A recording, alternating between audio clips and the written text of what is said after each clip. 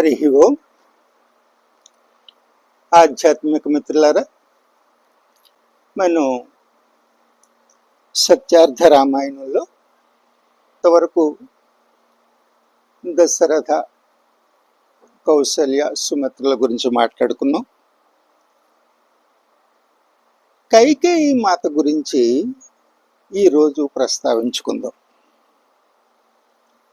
ఎందుకంటే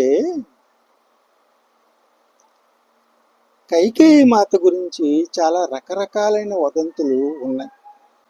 ఆమె ఎంత త్యాగశీలో దాని గురించి ఈరోజు మనం ప్రస్తావన చేసుకుందాం. కైకేయిని దశరథుడు వివాహం చేసుకున్న తర్వాత అశ్వపతికి మాటిచ్చాడు. ఏంటంటే కైకేయి జన్మించిన వాడికే అయోధ్య రాజు అవుతాడు అని ప్రకటించాడు. కైకేయి వివాహం చేసుకుని వచ్చింది. వచ్చిన తర్వాత ఆమె గొప్ప విద్యావంతురాలే కాక గొప్ప రాజకీయ చతురత కలిగినటువంటి స్త్రీ. అంతేకాక వీరనారి.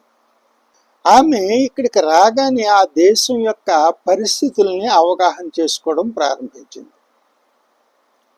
మొట్టమొదటిగా కౌసల్య, సుమిత్రలను పరిశీలించింది. కౌసల్య భక్తురాలు, పతి సేవ తప్ప ఇతర విషయాల వైపు ఆవిడ వెళ్ళే ఇది లేదు. సుమిత్ర తెలివైనదే కానీ ఇతరుల విషయాల్లో జోక్యం చేసుకోదు. ఎవరైనా కోరితే వాళ్ళకి వెనక ఉండి సహాయం చేస్తుంది తప్ప తన గుర్తింపు కోసం ఆశించదు. ఇక దశరథుడు దశాననుని చేతిలో ఓటమి చెందిన తర్వాత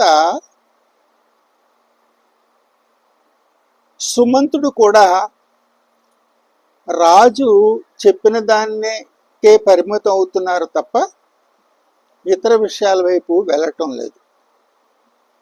ఇక అక్కడ ఏదన్నా కానీ ఒక చక్కని విషయం ఏదన్నా జరగాలన్నా, దేన్నన్నా కార్యరూపంలో తీసుకురావాలన్నా ఒక్క వశిష్ఠ మహర్షి ద్వారానే జరుగుతుంది. అందుచేత ఆమె అంతా పరిశీలించింది. ముందస్తుగా జరిగిన విషయం ఏంటంటే, దేవతలకు సహాయంగా దశరథుడు యుద్ధానికి వెళ్ళేటప్పుడు కైకేయి కూడా వెళ్ళింది. ఆ యుద్ధంలో గాయపడిన దశరథునికి సహాయపడింది. దానితో అయోధ్యావాసులంతా కూడా కైకేయిని ఆవిడ యొక్క చాకచక్యాన్ని అందరూ గుర్తించి ఆవిడని గుర్తించడం ప్రారంభించారు. ఎప్పుడైతే గుర్తింపు ప్రారంభించిందో ఆవిడ వశిష్ఠ మహర్షిని కూడా కలిసింది. కలిసిన తర్వాత వశిష్ఠుడు ఏం చేశాడంటే, ఈమె చాలా మహామేధావి, ఈ ఇక్ష్వాకు వంశ ప్రతిష్టను నిలపాలంటే ఈవిడికి ఈ వంశ చరిత్రను చెప్పి ఈమెలో పతిభక్తి, అంతేకాకుండా ఈ ఇక్ష్వాకు వంశ ప్రతిష్టకు సంబంధించినటువంటి దానికి సహాయపడే విధంగా మలచాలని చెప్పేసి ఆయన సంకల్పించుకున్నారు. ఆ రకంగా ఇక్ష్వాకు దగ్గర నుంచి మాంధాత, దిలీపుడు, సగరుడు, హరిశ్చంద్రుడు మొదలైనటువంటి వాళ్ళ గురించి రఘు మహారాజు వరకు, అజ మహారాజు వరకు ఉన్న చరిత్రలన్నీ చెప్పి ఆవిడ ఈ అయోధ్య నగరానికి, కోశల దేశానికి ఎంత సేవ చేయగలదో ఆవిడికి వివరించాడు. దానితో ఆమెలో చాలా మార్పు వచ్చింది. ఇలా ఉంటుండగా తర్వాత కొంతకాలానికి వీళ్ళకి సంతానం కలగడం, అదే సమయంలో దశాననుని చేతిలో దశరథుడు వాడడం, దానితో రాజ్య పరిస్థితుల్లో చాలా మార్పులు వచ్చాయి. అటువంటి సమయంలో ఒక సంఘటన జరిగింది. అదేమిటి అంటే, దండకారణ్యం నుంచి కొంతమంది తాపస్సులు వచ్చి, మాల్యవంతుని కాలంలో మేము అద్భుతంగా సాధనలు చేసేవారమని, ఆ తర్వాతి కాలంలో దశాననుని అనుచరుల ద్వారా మాకు పీడలు సంభవిస్తున్నాయని, మాకు సహాయపడవలసిందని దశరథుడిని కోరారు. వాళ్ళు కోరేటప్పటికీ దశరథుడు ఏమన్నాడంటే, నేను వృద్ధాప్యంలో ఉన్నాను, లేక లేక పిల్లలు కలిగారు, ఇప్పుడు నేను పోరాటం వైపు సాహసం చేయలేకపోతున్నాను, మీరు సరయూ నది తీర ప్రాంతంలో మీరు సాధన చేసుకోండి, మీకు కావలసిన వనరులన్నీ మేము సమర్పిస్తాము అని చెప్పాడు. కానీ వారు దానికి అంగీకరించకుండా వెళ్ళిపోయారు. అది కైకేయికి ఏమాత్రం నచ్చలేదు. రాజు ఎటువంటి పరిస్థితిలో అయినా సరే ప్రజలు ఎవరు కోరినా వాళ్ళకి సహాయపడాలి. తాపసులు సహాయం అడిగితే తప్పనిసరిగా చేయాలి. ఎందుకంటే ఈ తాపసులు తమ తపోశక్తిలో 4వ వంతు భాగాన్ని రాజుకు దారపోస్తారు. దానివల్ల ఆ దేశంలో ఆది దైవిక, ఆది భౌతిక, ఆధ్యాత్మిక తాపాలు తొలుగుతాయి. దానికి రక్షణ ఆవరించగలుగుతుంది. ప్రజలు 6వ వంతు భాగం రాజుకు సమర్పిస్తారు తమ ఆదాయంలో. దానివల్ల వాడు అవసరాలు రాజు చూస్తూ ఉంటాడు. ఇలాగ రాజు ఇలా చేశాడేమిటి అని చెప్పి మనసులో బాధపడింది. కానీ అది బయటికి మాట్లాడకూడదనే ఉద్దేశంతో అలా ఉండిపోయింది. చిన్నప్పటి నుంచి రాముడిని పరిశీలించడం ప్రారంభించింది. రాముడు చాలా ధీరోదాత్త స్వభావంతో ప్రతి విషయాన్ని చాలా చక్కగా ఆకలింపు చేసుకుంటూ, వాని యొక్క ప్రతి కదలికలోనూ కూడా ఒక అత్యున్నతమైనటువంటి ఒక అద్భుతమైన శక్తి ఈమె కనిపించింది.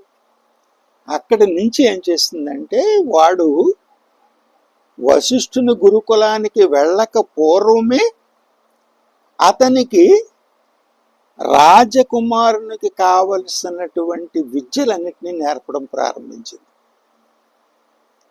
ఆమె చెప్పిన మొట్టమొదటి లెసన్ ఏంటంటే, రామా, రాజు అనేవాడు ప్రజలను కంటికి రెప్పలా కాపాడడం మాత్రమే కాదు, మీకు నేనున్నాను అనే ధైర్యాన్ని ఇవ్వాలి. అలా ధైర్యం ఇచ్చిన వాడే రాజు అనిపించుకుంటాడు అని చెప్పడంతో పాటు అస్త్ర విద్యలు, శస్త్ర విద్యలు అన్నిటినీ కూడా, తనకు తెలిసిన విద్యలన్నిటినీ ముందు నుంచి చెప్పడం ప్రారంభించింది. దానితో రాముడికి చిన్నతనం నుంచి కూడా తన పేరు యొక్క మర్మాన్ని తల్లులు వివరించడం ద్వారా, గురువు గారు నాకు ఈ పేరు పెట్టారంటే దానికి ఏదో ప్రత్యేక కారణం ఉంటుంది, సర్వశాస్త్రాలలోనూ కూడా ఆనందకరుడు, ధీరోదాత్తుడు, మహోన్నతుడు అయినటువంటి లక్షణాలు కలిగినటువంటి ఆ నామాన్ని గురువు గారు నాకు పెట్టారంటే ఏదో కారణం ఉంటుందని చెప్పేసి అతను ప్రతి విషయాన్ని చిన్నతనం నుంచే నేర్చుకోవడం ప్రారంభించాడు. నేర్చుకోవడం ప్రారంభించిన తర్వాత అతను మళ్ళీ గురుకులానికి వెళ్లే ముందు తమ్ముల్ని 3 బాధ్యత రాముడికి అప్పగించింది కైకేయి. అంతేకాకుండా 2 గూఢచారుల్ని రహస్యంగా నియమించి రాముని ప్రతి చర్యను గమనించమంది. రాముడు తన తమ్ముల పట్ల ఎలా ప్రవర్తిస్తున్నాడు, తన తమ్ముల్ని చూసుకుంటున్నట్టే ఇతర విద్యార్థులను కూడా చూస్తున్నాడా లేదా, అందరినీ సమానంగా చూస్తున్నాడా లేదా, అవన్నీ వాళ్ళు తీసుకొచ్చి ఈవిడికి చెప్తుంటే వాళ్ళ లోపాలు ఏమన్నా ఉంటే సవరించి మళ్ళీ సూచనలు మళ్ళీ రాముడికి పంపిస్తుండేది. ఈ చర్య రాముడు బాల్యంలో గురుకులానికి వెళ్ళిన దగ్గర నుండి మళ్ళీ వివాహం చేసుకుని అయోధ్య వచ్చే వరకు ఈ చర్య కొనసాగిందన్నమాట. అంతగా ఇది చేసింది. తల్లి కౌశల్యని గౌరవిస్తాడు, ప్రేమిస్తాడు. కైకేయిని మాత్రం విపరీతంగా ఆమె చెప్పిన ప్రతి దాన్ని కూడా ఆచరించి తీరుతాడు. ఎందుకంటే ఆవిడ అంత ఉన్నతమైన స్త్రీ అని అతనికి తెలుసు. ఆమెకు ఒక గురువుగా కూడా భావిస్తూ ఉంటాడనమాట. అలాగా తయారు చేసింది. మిథిల వెళ్ళిన తర్వాత ఆ మిథిలలో మహాధనుర్యజ్ఞం తర్వాత సీతారాముల వివాహానికి సమయంలో కూడా అప్పటికే సీత ఎటువంటిదో గూఢచారుల ద్వారా తను తెలుసుకుంది. సీత మహా వీరవనితని, రామునితో శాస్త్రాధ్యయనంలో సమానమైనదని, సహనశీలతలోనూ సౌశల్యంలోనూ ఆ యుగంలోనే సీతకు ఎవరో సాటిరారని గ్రహించిన తర్వాతే ఆమె ఆ వివాహానికి ఆనందంగా అంగీకరించింది. ఆ తర్వాత సీతను మిథిలను కాపాడడం కోసం రాముడు అస్త్రప్రయోగం చేసిన తర్వాత ఆ అస్త్రప్రయోగంలో ప్రాణహాని జరగలేదు కాబట్టి రాముడు వనాలకు వెళ్ళవలసిన పని లేదు. ఎందుకంటే ఒక అస్త్రాన్ని ఎవరి మీదన్నా ప్రయోగించేటప్పుడు వాళ్ళని హెచ్చరించాలి. విశ్వామిత్ర మహర్షి సూచనతో అస్త్రాన్ని ప్రయోగిస్తూ 2 సార్లు హెచ్చరిక పంపించాడు. ఎవరికి ప్రాణహాని జరగకుండా విశ్వామిత్ర మహర్షి, మిథిలలో ఉండేటటువంటి భద్రతా సిబ్బంది అన్ని చర్యలు తీసుకున్నారు. దానివల్ల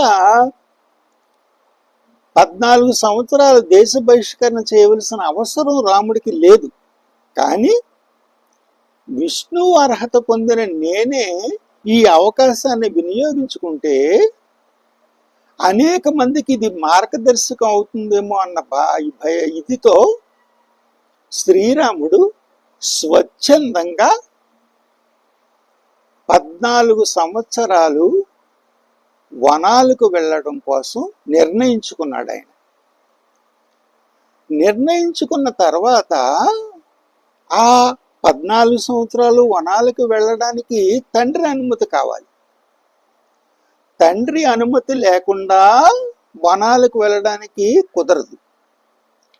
ఒకవేళ వనాలకు వెళితే 14 సంవత్సరాలు వనాలకు వెళితే కొన్ని నియమాలను పాటించకపోతే అతనికి రాజ్యార్హత ఉండదు.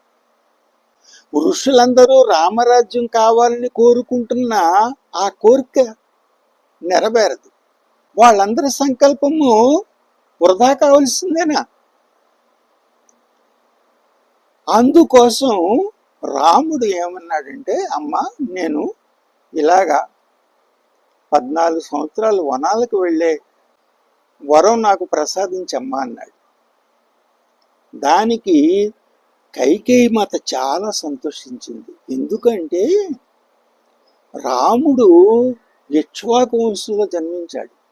ఈ ఇక్ష్వాకు నుంచి మాంధాత అయితేనేమి, దిలీపుడు అయితేనేమి, సగరుడు అయితేనేమి, రఘు మహారాజు అయితేనేంటి, మహాపురుషులు వీళ్ళందరూ కూడా ఆ వంశంలో జన్మించిన శ్రీరాముడు ఈ 14 సంవత్సరాలు స్వచ్ఛందంగా వనాలకు వెళితే అతను విష్ణు అర్హతని మొత్తం ఆర్యావర్తం అంతా అంగీకరిస్తుంది.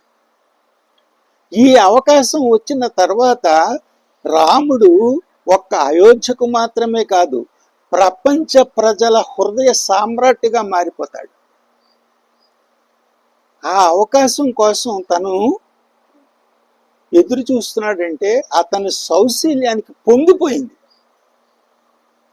సరే నాయన, 14 సంవత్సరాలు నువ్వు వనాలకు వెళ్ళడానికి నేను ఏర్పాటు చేస్తాను, కానీ నువ్వు నాకు మాట ఇవ్వాలి. ఎందుకంటే ప్రాచీన విష్ణు తెగల వాళ్ళు వనాల్లో ఉండిపోయారు. ఆ వనాలని, ఆ అరణ్యాలని అయోధ్యగా మార్చాలి నువ్వు. వాళ్ళందరికీ అన్ని సౌకర్యాలు ఏర్పాటు చేయాలి. నువ్వు వారి నుంచి ఈ ఔషధయుక్తమైనటువంటి వనమూలికలకు సంబంధించిన, అనేక జంతువులకు సంబంధించిన, అనేక పక్షులకు సంబంధించిన అనేక రకాల జ్ఞానాల్ని సేకరించి అది 14 సంవత్సరాల తర్వాత అయోధ్యావాసులకు అందించాలి. ఈ రకంగా షరతు పెట్టింది ఆవిడ. ఎందుకంటే భరతుడికి రాజ్యం ఇస్తానని దశరథుడు చెప్పినా దాన్ని వశిష్ఠుని యొక్క ఉపదేశం పొందిన తర్వాత కైకేయి అంగీకరించలేదు, భరతుడు అంగీకరించలేదు. ఇక్ష్వాకు వంశాచారంగా జ్యేష్ఠుడైనటువంటి ప్రథమ పుత్రుడైనటువంటి శ్రీరాముడే రాజు కావాలని వాళ్ళిద్దరూ కూడా కోరుకున్నారు.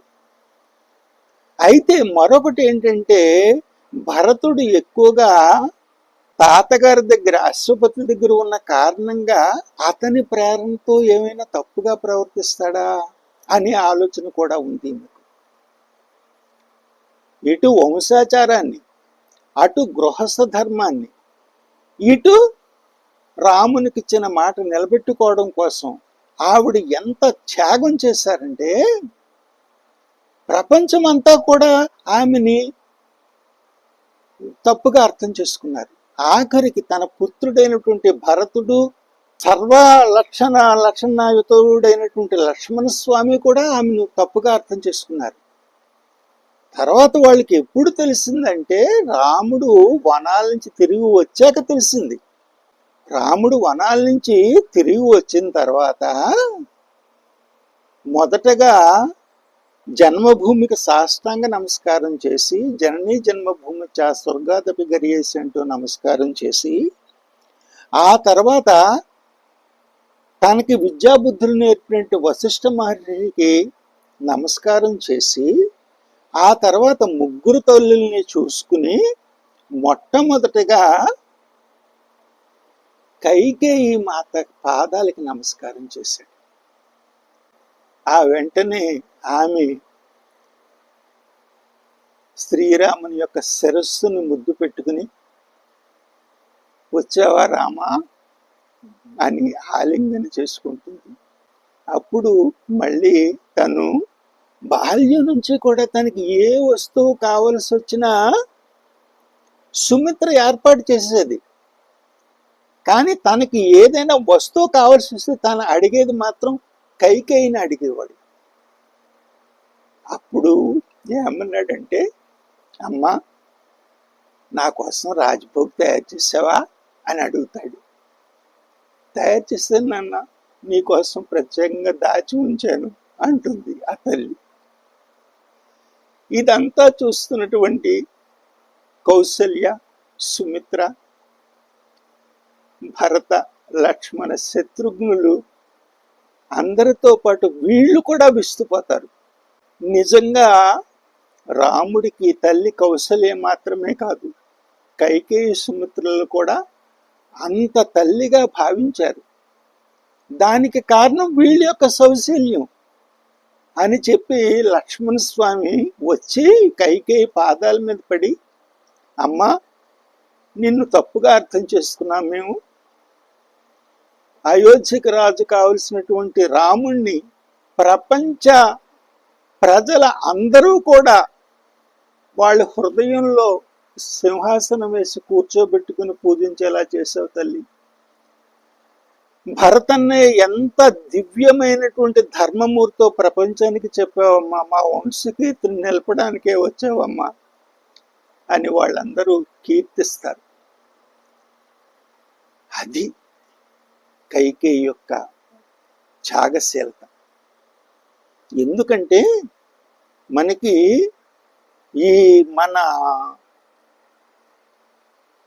మనుస్మృతితో ప్రారంభించి వేద విద్యలోని అనేక విషయాల్ని తప్పుడు అనువాదాలు చేసిన వాళ్ళు కౌసల్య అంటే భయపడలేదు, సుమిత్ర అంటే భయపడలేదు, కైకేయి అంటే భయపడ్డారు, సీత అంటే భయపడ్డారు, అహల్య అంటే భయపడ్డారు.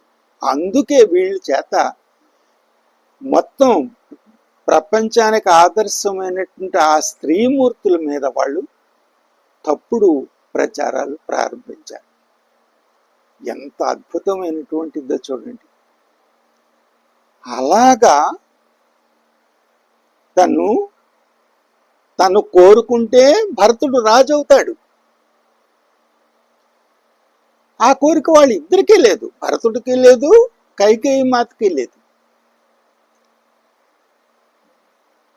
కానీ ఈ అన్నిటినీ చేసిన తర్వాత కైకేయి మాత ఎంత గొప్పదో మనకి అందరికీ తెలుస్తుంది. ఈ సనాతన సంస్కృతి ఈ పురాణాలని, ఇతిహాసాలని ఆదర్శంగా మనకి ఎందుకు ఇచ్చిందంటే ఇటువంటి వాటిని గ్రహించి ఆ మూలాన్ని గ్రహించమని. హరి ఓం తత్సత్.